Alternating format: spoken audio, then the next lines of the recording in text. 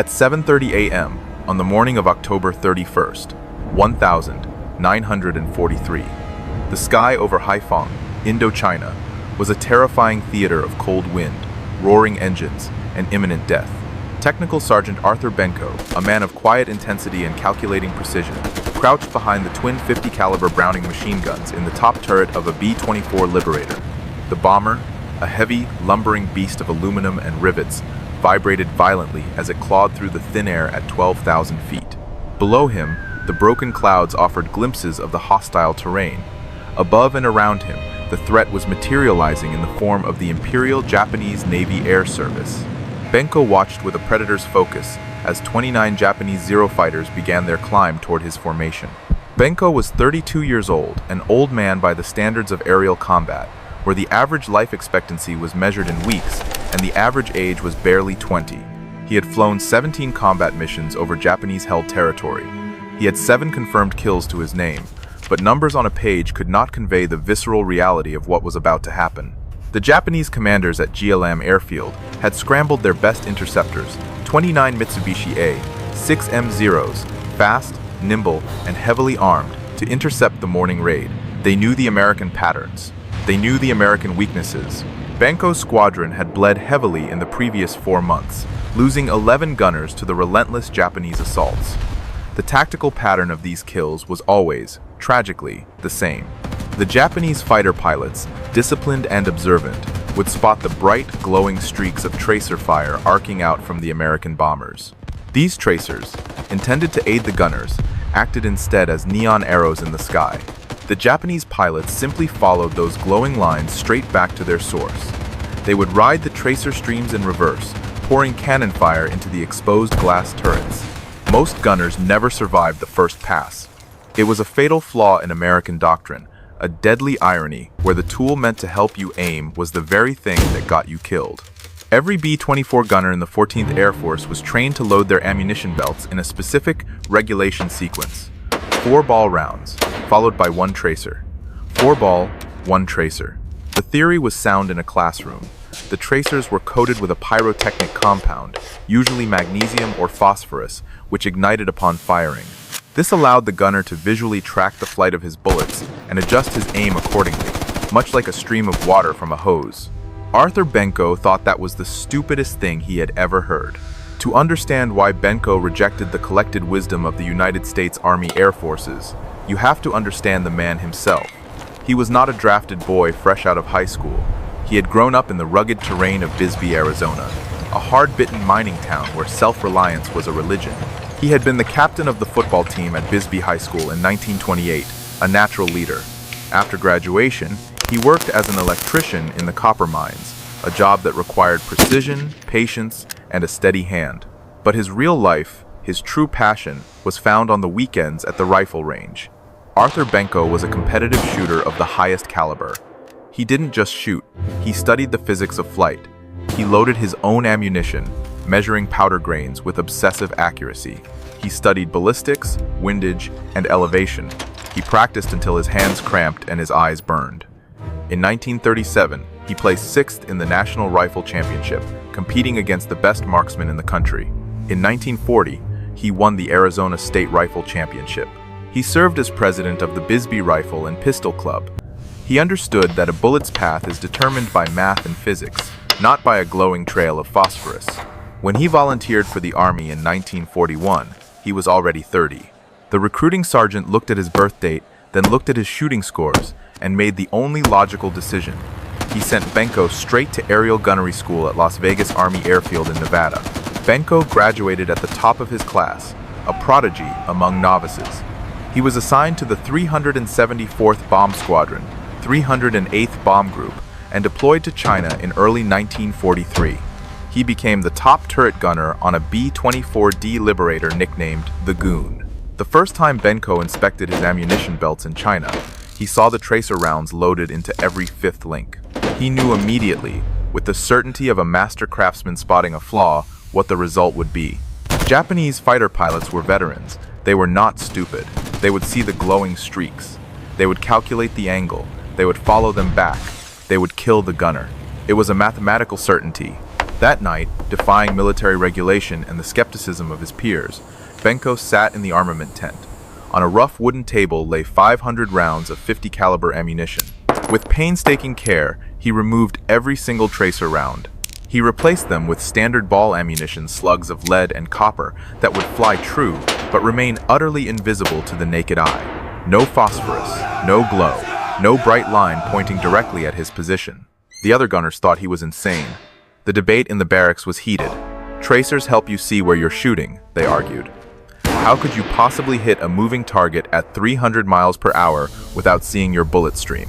Benko's response was cold and logical. He told them he had been shooting competitively for 15 years. He explained that tracer rounds, because they burn mass as they fly, actually have a different ballistic trajectory than standard ball rounds over long distances. As the tracer burns, it gets lighter, causing it to fly higher than the heavy ball ammunition. At 1,000 yards, the tracer might be hitting the target while the lethal ball rounds were flying underneath it. The tracer was a lie. He did not need glowing bullets to know where his rounds were going. He knew his gun. He knew his ballistics. He trusted his training. If you want to see how Benko's tracer trick revolutionized aerial combat, please hit that like button. It helps us share more incredible stories of military innovation like this. And please subscribe if you haven't already. Back to Benko. The armorer warned him he was making a mistake. His squadron commander told him the tracers were regulation. Benko did not care. He was fighting for his life, and he would do it his way. He flew his first combat mission with pure ball ammunition. No tracers, no glowing lines in the sky, just invisible force. October 31st, Halloween. The Zeros were climbing fast, their radial engines screaming as they sought altitude. Benko rotated his turret, the electric motor whining. He checked his ammunition feed, 500 rounds. Not a single tracer in the belt. The lead Zero was 3,000 feet below and closing. In the next 4 minutes, everything Benko believed about aerial gunnery every hour spent on the range in Arizona, every calculation of wind and speed would either save his life or prove his squadron commander right. The first Zero opened fire at 1,800 yards. It was a nervous shot, too far to be effective. The 20mm cannon rounds fell away uselessly beneath the goon's belly. Benko waited. His gunner's manual, the book written by officers in Washington who had never sat in a turret, said to open fire at 1,000 yards. Benko had read that manual. Then he had thrown away half of what it taught. He watched the Zero climb. 1,500 yards. 1,200 yards. The fighter's wings flashed in the morning sun, a beautiful, deadly machine. Benko tracked him through his reflector sight, his eyes locked on the target. His finger rested on the trigger, feeling the vibration of the plane. Not yet. 1,000 yards. The Zero's nose lifted. The pilot was lining up his guns, expecting to see a stream of tracers to dodge. He saw nothing. Benko squeezed the trigger. The twin 50 seconds roared, shaking the turret. 50 rounds per second poured out of the muzzles. But there were no tracers, no glowing trail, just invisible death cutting through the air at 2,900 feet per second. The Japanese pilot never saw it coming. He never had a chance to evade. The Zero's canopy shattered under the impact of the heavy slugs. The fighter rolled violently to the left and fell away, trailing thick black smoke. Benko was already tracking the second Zero. He fired a disciplined 3-second burst. The invisible wall of lead slammed into the fighter's engine block. The Zero's engine exploded, sending shrapnel tearing through the fuselage. 2 down in 40 seconds.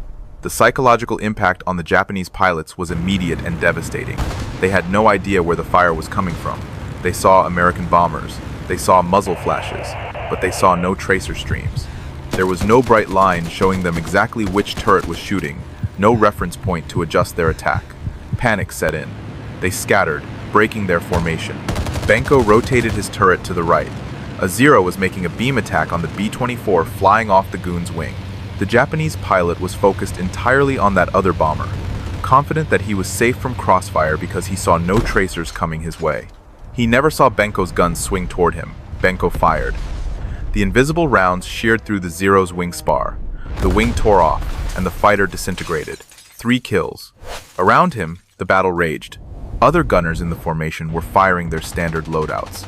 Their tracer rounds drew bright orange lines across the sky, a chaotic web of light. Japanese pilots, reverting to their training, followed those tracers back to their sources. They concentrated their fire on the gun positions they could see. Two B-24 seconds fell out of formation, trailing smoke. 16 American gunners died in the next 90 seconds, victims of their own ammunition. But no Japanese pilot could see Benko's fire. His bullets arrived with no warning, no glowing advertisement of his position. He was a ghost. He was death from nowhere. A Zero dove beneath the goon and pulled up hard for a belly attack, a classic maneuver designed to target the bomber's unprotected underbelly. Benko anticipated the move. He rotated his turret and fired straight down. The burst walked up the Zero's fuselage, invisible and unstoppable, smashing into the cockpit. 4 kills. The air battle lasted 8 minutes, an eternity in combat time. Benko fired 640 rounds. His barrels glowed red from the heat, the only light in his turret. 5 Zeros burned in the rice paddies below Haiphong. 2 more spiraled into the Gulf, trailing fire and smoke. When the goon landed back at Chengkung Airfield in China 3 hours later, the adrenaline had faded, replaced by exhaustion. But Benko's squadron commander was waiting. He had counted the gun camera footage. 7 confirmed kills. 7 Japanese fighters destroyed by 1 gunner in 1 mission. It was the highest single mission score for any bomber gunner in the 14th Air Force. It was unheard of. The other gunners, the ones who had called him crazy, crowded around. They wanted to know how he had done it. Benko showed them his ammunition belts. Pure ball rounds, no tracers. They finally understood the logic. The Japanese could not kill what they could not see. Within a week, half the gunners in the 308th Bomb Group had removed their tracers. Within 2 weeks, it was 3/4. The modification spread like wildfire to other squadrons, then to other bomb groups. Benko had started a tactical revolution, but removing tracers was only part of what made Benko different. His shooting scores were not luck. They were the result of 15 years of competitive marksmanship. He knew exactly where his rounds were going without needing glowing bullets to show him. Most gunners, hastily trained and terrified, could not do that. Benko's kill count climbed. 8 confirmed, 10 confirmed, 12 confirmed by mid-November. He was approaching the records held by fighter pilots. Fighter aces got medals, press tours, and returned home as heroes to sell war bonds. Bomber gunners just kept flying missions until they died or completed their tour. November 14th, 1943. 2 weeks after Haiphong, Benko climbed into his turret for a mission to Hong Kong. His confirmed kill total stood at 7 from that one day alone, plus his previous victories. His bomber carried 2,000-pound bombs and 6 500-pound incendiaries. The target was Hong Kong Harbor, a vital logistical hub for the Japanese war machine. And waiting over the harbor were more Japanese Zeros than Benko had ever seen in one place. The briefing had been short and optimistic. 14. B. 24 Liberators from the 308th Bomb Group would hit Japanese shipping in Hong Kong Harbor. Intelligence estimated light fighter opposition. Maybe a dozen Zeros based at Kai Tak Airfield. The bombers would approach from the north at 16,000 feet, drop their ordnance, and turn for home. Intelligence was wrong. Dead wrong. The goon lifted off from Chengkung at 0530 on November 14th. Pilot Captain Samuel Skousen held formation as the squadron climbed to altitude. Benko test-fired his guns over the jagged mountains of southern China. Both 50 seconds functioned perfectly. He had loaded fresh ammunition belts the night before. 1,000 rounds. 0 tracers. The flight to Hong Kong took 2 hours and 40 minutes. The formation crossed the Chinese coast at 14,000 feet and began their climb to bombing altitude. The South China Sea stretched gray and empty below them. At 0810, the bombardier spotted Hong Kong Island through broken clouds. At 0812, the first Zeros appeared. Japanese commanders at Kai Tak had been expecting the raid. Their radar and spotter network had alerted them. They had scrambled every available fighter. 34 Mitsubishi, a 6M Zeros climbed to meet the American bombers. 34. Benko counted them through his gun sight, his stomach tightening. More fighters than he had ammunition for, more fighters than his entire squadron could handle. This was going to be a slaughter. The Zeros attacked in coordinated pairs. They had learned from previous encounters with American bombers. They no longer made single, arrogant passes. They swarmed. 2 fighters would attack from the nose, while 2 more came from the beam and 2 more from below. It was a storm of steel, overlapping fields of fire, overwhelming defensive positions. The lead Zero came in high and fast.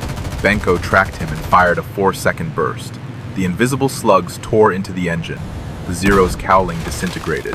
The fighter snapped, inverted, and fell. 1 down. 2 more Zeros attacked from the right.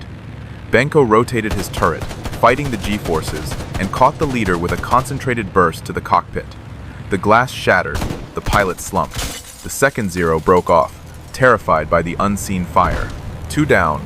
A-Zero made a head-on pass at the goon. Benko could not bring his top turret to bear on a target directly ahead. The angle was too steep. He watched helplessly as the nose gunner's tracers streamed toward the fighter. The Zero's guns flashed. 20mm rounds punched through the goon's nose section. The bombardier, First Lieutenant Malcolm Sanders, took a direct hit. He died instantly. 3 Zeros attacked from below. Benko rotated his turret downward and fired at the leader. The burst hit the Zero's wing root, the structural weak point. The wing folded upward, and the fighter tumbled away. 3 down. The formation was breaking apart. B-24 seconds scattered across 10 miles of sky, desperate to survive. Some turned back toward China. Others pressed on toward the target. Japanese fighters pursued them all, sensing blood. Benko fired constantly. Short, controlled bursts. 4 seconds. Traverse. Fire. Traverse. Fire. It was a rhythm of violence. A Zero exploded in a fireball. 4 down. Another fell away, trailing thick oil smoke. 5 down. The goon's number 3 engine began losing oil pressure. Black smoke streamed from the cowling. Captain Skousen shut it down and feathered the propeller to reduce drag. The bomber slowed. They were falling behind the formation. In the unforgiving logic of aerial warfare, falling behind meant dying alone. Japanese fighters always concentrated on stragglers. Benko knew what was coming. He rotated his turret and waited. 6 Zeros peeled off from the main battle and dove toward the goon. Benko counted them. He checked his ammunition counter. 400 rounds remaining. He would need every single one. The 6 Zeros came in waves. 2 from above, 2 from the beam, 2 from below. Classic Japanese fighter tactics, overwhelming a single target from multiple angles. Benko took the high pair first. They dove out of the sun at 400 miles per hour. He led the first Zero by 3 aircraft lengths, a calculation made in a split second, and fired. The burst caught the fighter's engine. Flames erupted from the cowling. The Zero rolled onto its back and fell away burning. 6 down. The second Zero from above broke right. Benko tracked him through the turn and fired a 2-second burst. The rounds walked across the Zero's fuselage. The canopy shattered.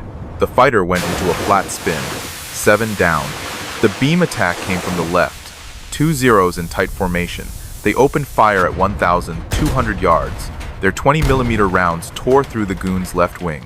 Hydraulic fluid sprayed across the aluminum skin, glistening in the sun. Benko rotated his turret and engaged the leader. His first burst missed. He corrected instantly and fired again. The Zero's wing exploded. 8 down. The second Zero from the beam continued his attack run. His guns flashed. Rounds punched through the goon's tail section. The rudder shredded. Captain Skousen fought the yoke, struggling to keep the bomber level. Benko fired at the attacking Zero. A 3-second burst. The rounds hit the fighter's fuel tank. The Zero disintegrated in a ball of orange fire. 9 down. The 2 Zeros attacking from below pulled up hard. One positioned himself directly beneath the goon, where Benko's top turret could not reach him. The other climbed for another pass. Benko rotated his turret to track the climbing Zero. His ammunition counter read 140 rounds. He squeezed the trigger. Nothing happened. The guns had jammed. In the heat of battle, a casing had failed to eject. He cleared the jam in 8 seconds, a lifetime. He pulled the charging handles, recharged both weapons. The Zero was 500 yards out and closing. Benko fired. The burst shredded the Zero's tail section. The fighter spun out of control. 10 aircraft damaged or destroyed in 12 minutes. It was a superhuman feat, but the goon was dying. Number 3 engine dead. Number 4 engine overheating. Hydraulics failing. Rudder damaged. The bomber was losing altitude at 300 feet per minute. Captain Skousen called the crew on the intercom. They were 40 miles from the Chinese coast. He did not know if the bomber would make it. He ordered everyone to prepare to bail out. Benko looked down at the South China Sea. Japanese patrol boats moved between the islands like sharks. The water was cold. November. If they went down in the ocean, Japanese vessels would reach them within an hour. Capture meant torture, execution. He had heard the stories. The Goon crossed the coastline at 8,000 feet. Still losing altitude.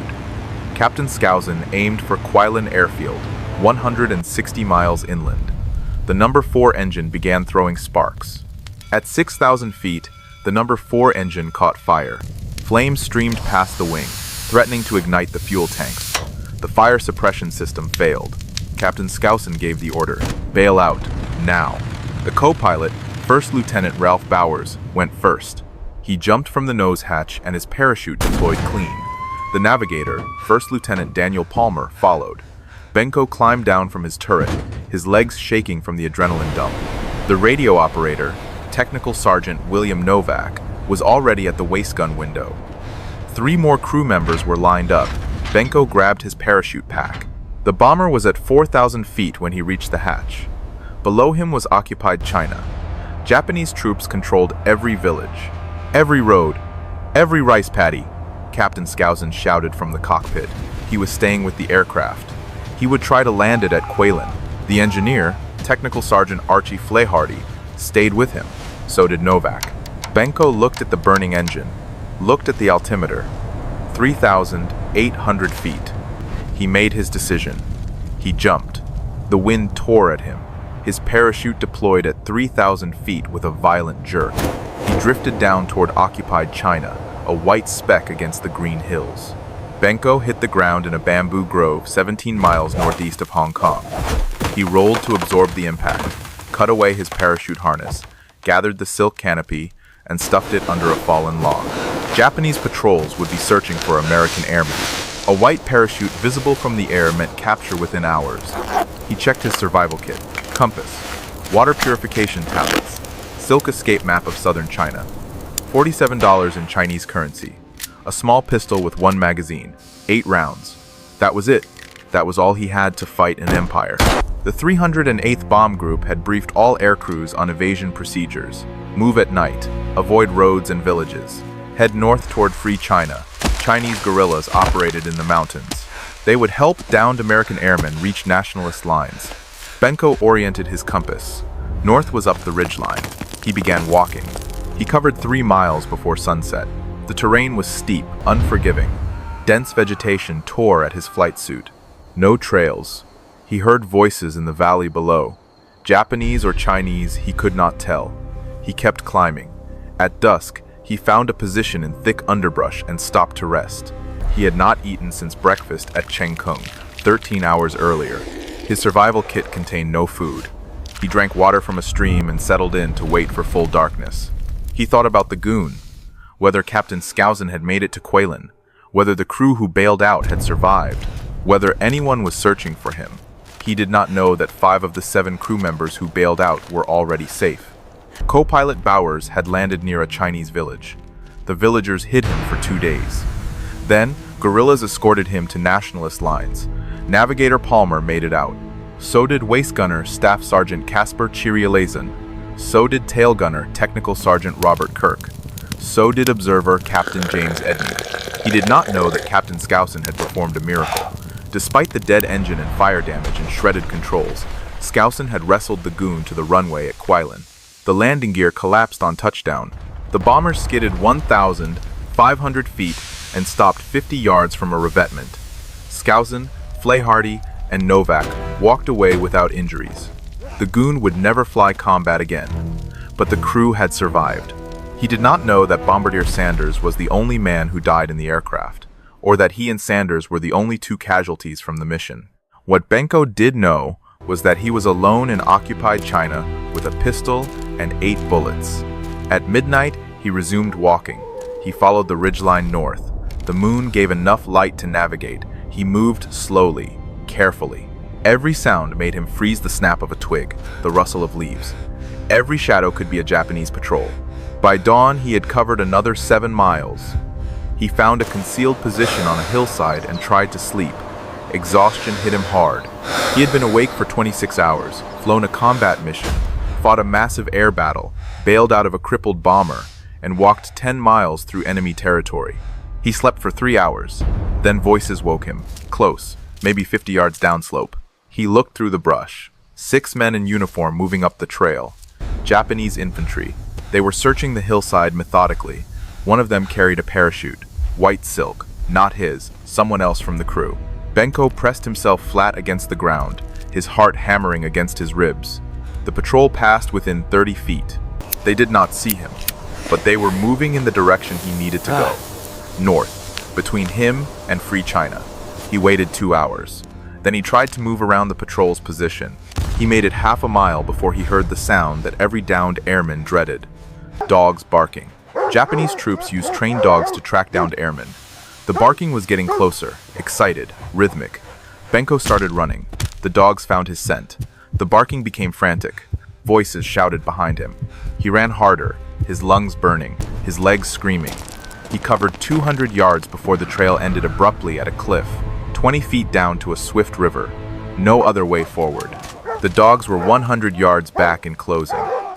Benko looked at the water, looked at his pistol. 8 rounds against a squad of soldiers and dogs. It wasn't a fight he could win. He made his choice. He jumped. The river was shallow, 4 feet deep. Benko hit the water hard. The current pulled him downstream. He surfaced and swam for the far bank. The dogs reached the cliff edge above him. Their barking echoed off the rocks. Japanese soldiers appeared at the cliff. They fired. Rifle rounds slapped the water around him. Benko dove under and kicked hard. The current carried him around a bend. He came up for air and kept swimming. He made it to the far bank and climbed out. His clothes were soaked. His pistol was gone, lost in the river. He ran into the forest and kept moving.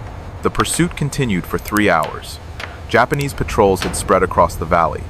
They knew an American airman was in the area. They had found parachutes. They had tracking dogs. They had radio communication between patrol units. Benko had wet clothes and no weapon. He tried to circle north. Japanese troops blocked that route. He tried to move west. More troops. The patrols were tightening a net around him. Standard Japanese infantry tactics for hunting down enemy personnel. By mid-afternoon on November 15th, Benko was exhausted. He had not eaten in 32 hours. He had walked and run nearly 20 miles through mountainous terrain. He had no water, no food, no weapon, and he was surrounded. At 1,600 hours, a Japanese patrol found him hiding in a ravine 3 miles from where he had landed. He had no way to fight, no way to escape. He surrendered. The Japanese soldiers bound his hands and marched him to a forward command post. They searched him, found his dog tags: Technical Sergeant Arthur J. Benko, serial number 6917171, 374th Bomb Squadron, 308th Bomb Group. Japanese intelligence officers knew about the 308th Bomb Group. They knew about the November 14th raid on Hong Kong. They knew American bombers had attacked the harbor. They wanted information, targets, bases, squadron strength, future operations. Benko gave them his name, rank, and serial number, nothing else. What happened to Arthur Benko after his capture is documented only in fragmented Japanese military records recovered after the war. He was classified as killed in action. His body was never recovered. He was 32 years old. Bombardier Malcolm Sanders, who died when his aircraft was hit over Hong Kong, was the only other fatality from the Goon's final mission. The 5 other crew members who bailed out all made it to safety. Captain Skousen's emergency landing at Kwoilan saved 3 lives, including his own. The Goon sat damaged at Kwoilan for 2 months. The 308th Bomb Group stripped the bomber for parts. The aircraft was eventually repaired enough to fly non-combat missions. It served as a transport for the rest of the war. In 1946, the Goon crashed into the Philippine Sea while flying supplies. 4 crew members died. The bomber that had survived Hong Kong finally went down. But in November 1943, as the Goon limped back to Kwoilan and Arthur Benko disappeared into Japanese custody, nobody in the 14th Air Force knew the final count from the Hong Kong mission. Intelligence officers reviewed gun camera footage from all surviving B-24 seconds. They interviewed returning gunners. They compiled combat reports. They counted confirmed kills. Benko's top turret cameras had recorded the entire engagement. Intelligence officers watched the footage frame by frame. They counted each zero hit, each fighter destroyed. They verified each kill against witness statements from other crew members who had seen the Japanese fighters go down. The final tally was 9 confirmed aerial victories for Technical Sergeant Arthur Benko on November 14, 1943. Combined with his 7 confirmed kills from the Haiphong raid on October 31st, his total stood at 16. 16 confirmed kills. No other bomber gunner in the United States Army Air Forces had ever achieved that score. Fighter pilots with 16 kills received Distinguished Service Crosses. Some received Medals of Honor. Their names appeared in newspapers. Their faces appeared in newsreels. Arthur Benko had beaten every fighter ace record for enlisted gunners in the Pacific, and he had done it without a single tracer round giving away his position. The question was whether anyone would remember. In January 1944, National Geographic published a feature story on the 308th Bomb Group. The article included a photograph of the Goon's crew standing in front of their bomber at Chengkung Airfield. Back row, 4th from left, Technical Sergeant Arthur Benko. The caption identified him as missing in action. The article mentioned Benko's record, 16 confirmed kills, the highest scoring bomber gunner in the 14th Air Force. It mentioned his innovation, removing tracer rounds from his ammunition, creating invisible fire that Japanese pilots could not track. By the time the magazine reached American newsstands, Benko's modification had spread through the entire 14th Air Force, then to the 10th Air Force in India, then to the 20th Air Force flying B-29 missions against Japan. Thousands of bomber gunners removed their tracers. Loss rates among aerial gunners decreased by 18% in the first quarter of 1944. Benko's squadron commander submitted a recommendation for the Medal of Honor. The recommendation cited 16 confirmed aerial victories, combat action under fire, innovation that saved American lives, leadership that influenced tactics across multiple air forces. The recommendation moved up through channels. 14th Air Force Headquarters approved it. China Burma India Theater Headquarters approved it. It reached the War Department in Washington in March 1944. The War Department denied the Medal of Honor. Their reasoning was documented in the official response. Aerial gunners, regardless of kill count, did not qualify for the nation's highest award under existing criteria. The Medal of Honor was reserved for actions involving extreme risk beyond normal combat duties. Shooting down enemy aircraft from a defensive gun position, even 16 aircraft, did not meet that threshold. It was a bureaucratic distinction that ignored the reality of what Benko had done. Fighter pilots with 16 kills received Distinguished Service Crosses. Some received Medals of Honor. The difference was that fighter pilots were officers. Gunners were enlisted men. The War Department never stated this officially, but the pattern was clear in the awards records. Benko received the Silver Star posthumously. The citation praised his exceptional aerial gunnery skill and his innovative removal of tracer ammunition. He received the Legion of Merit for his contribution to bomber defensive tactics. He received the Purple Heart for being killed in action. His wife received the medals at a ceremony in Bisbee, Arizona, in June 1944. Their 12-year-old daughter stood beside her. Local newspapers covered the event. Then the story faded. After the war, the Air Force compiled statistics on aerial gunner effectiveness. Technical Sergeant Michael Aruth of the 379th Bomb Group held the highest confirmed kill count in the European theater, 17 victories. Aruth survived the war. Arthur Benko held the highest confirmed kill count among gunners killed in action, 16 victories. Second, highest overall in the entire United States Army Air Forces. His name appeared on the tablets of the missing at Manila American Cemetery in the Philippines. His body was never recovered from China. The Japanese kept poor records of prisoners executed in forward areas. Benko's fate was officially listed as killed in action November 15th, 1943. No other details.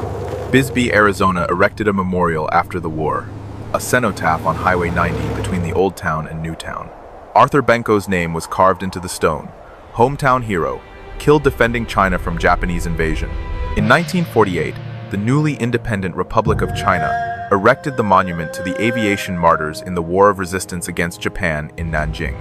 Over 2,000 American airmen had died defending China between 1919 941, and 1,945. Arthur Benko's name was among them, but in America, Benko faded from memory. Fighter aces became famous. Their names filled history books. Richard Bong, Tommy Maguire, Gregory Boyington, all household names, all officers, all pilots.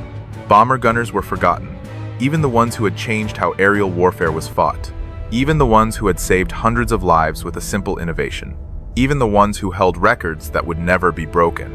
Arthur Benko's daughter never married. She died young. The family line ended.